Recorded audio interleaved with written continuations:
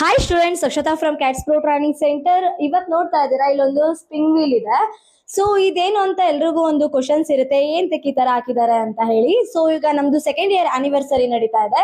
So ಅದಕ್ಕೋಸ್ಕರ ನಾವು spin wheel ಅಲ್ಲಿ ಸೊ ಇಲ್ಲಿ 70% ಆಫ್ ಅಂತ ಇದೆ, ಮತ್ತೆ ಇಲ್ಲಿ ರೀಸ್ಪಿನ್ ಅಂತ ಇದೆ, ಮತ್ತೆ 50% ಆಫ್ ಅಂತ ಇದೆ, ಗಿಫ್ಟ್ಸ್ ಅಂತ ಇದೆ, ಮತ್ತೆ 25% ಆಫರ್ ಅಂತ ಇದೆ, ಮತ್ತೆ ರೆಫರ್ ಮತ್ತೆ ಅರ್ನ್ ಮಾಡಿ, ಫ್ರೆಂಡಿಗೆ ರೆಫರ್ ಮಾಡಿ ಮತ್ತೆ ಅರ್ನ್ ಮಾಡ್ಕೊಳ್ಳಿ ಅಂತ ಇದೆ.